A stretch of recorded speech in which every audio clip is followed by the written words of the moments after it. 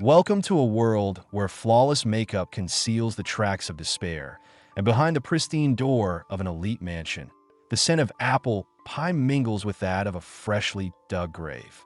Director Paul Feig, who once gifted us Bridesmaids, has fully mutated into the chief pathologist of bourgeois domesticity. After the success of A Simple Favor, he struck a rich vein. There is nothing sweeter than two canonical blondes trying to feed each other into a shredder, framed by IKEA catalog decor. His new film, The Housemaid, isn't just an adaptation of Frida McFadden's bestseller. It's a glossy perversion that turns cozy suburbia into a branch office of hell with delivery to your door.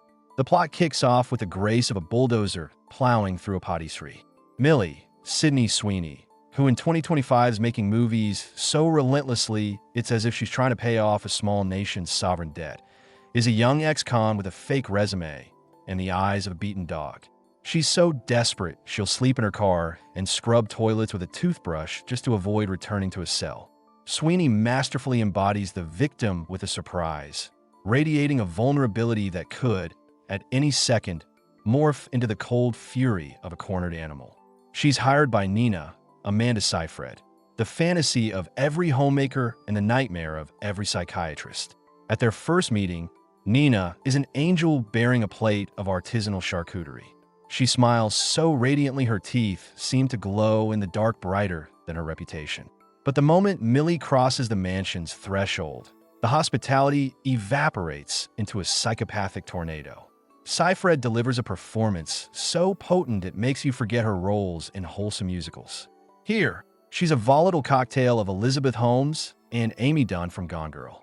One minute she's discussing carpet fiber density, the next she's hurling china and accusing the help of stealing the air. Seyfried deserves every award simply for making her character look impeccably stylish, even in moments of total psychological disintegration. So why watch this? Feig offers us a voyeuristic attraction, a peek through the keyhole into the lives of the Uber people. Millie is quartered in the attic, a room that looks like a designer version of a solitary confinement cell. Outside her door roams the icy daughter Cece, whose stare could freeze the sun's core, while in the garden lurks the mysterious Enzo, Michelle Morone, whose primary function is to trim hedges and look like a cologne ad model who took a wrong turn into the wrong neighborhood. The sole ray of light in this kingdom of Bleach is Nina's husband, Andrew Brandon Sklenar. He's so perfect, athletic, and solicitous that any viewer with a shred of common sense immediately intuits. Somewhere beneath that immaculate lawn lies a collection of something profoundly illicit. Feig cosplays paranoia with terrifying enthusiasm. He takes the aesthetic of Lifetime television, polishes it to a high shine, and injects it with the pure venom of class resentment and domestic abuse. If you're looking for a profound drama about social injustice in the vein of Parasite, you've come to the wrong place. The Housemaid is a guilty pleasure in its purest form. It's cinema to be consumed like fast food.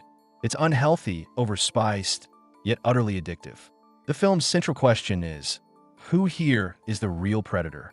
The director skillfully manipulates our sympathies, first making us root for the poor maid, then sowing doubt about the sanity of literally everyone on screen. The plot twists pile up like cars in a multi-vehicle pileup on the Autobahn. Yes, some are predictable for anyone who's seen more than 3 thrillers. But Feig executes them with such brazen flair that predictability itself becomes a stylistic choice.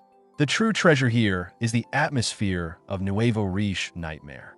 This is a world where the freshly washed Elantra, Stepford wife parties, and pearl strands are merely camouflage for profoundly broken people. The film feels especially ironic within the holiday season context. While other directors feed us gingerbread and family values, Feig serves up a dish of infidelity, gaslighting, and forged resumes. It's the perfect antidote to cloying Christmas cheer. For those who've read the book, the film will be a pleasant surprise. Most fans agree.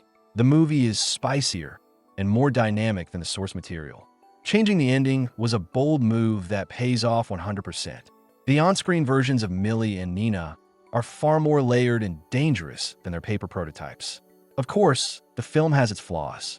Supporting characters like Andrew's mother played by Elizabeth Perkins feel like offcuts from a more serious film. They're catastrophically short on screen time to become anything more than set dressing. But against the duel of Sweeney and Seyfried, these shortcomings melt away like ice in a flute of expensive champagne. Is it worth 2 hours of your life? Absolutely.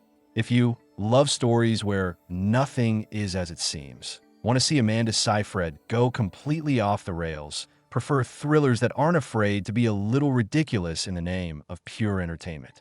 The Housemaid isn't high art. It's quality pop horror in Pinterest decor. It's a film about how the scariest monsters were not masks, but flawless makeup and impossibly high standards for plumbing hygiene. In a world where everyone is trying to perform their best self, this story of two women colliding in a house of traps feels frighteningly relevant and refreshingly cynical. Paul Feig has proven he can make women's pictures with teeth, claws, and the scent of cleaning products. It's a vibrant, dynamic, and at times utterly deranged attraction that leaves a strange aftertaste. You simultaneously want to check all your door locks and hire a cleaning service to ensure no one else's secrets are hiding under your sofa. After all, in a proper home, every skeleton in the closet deserves a personal stylist. Otherwise, what's the point of having skeletons at all?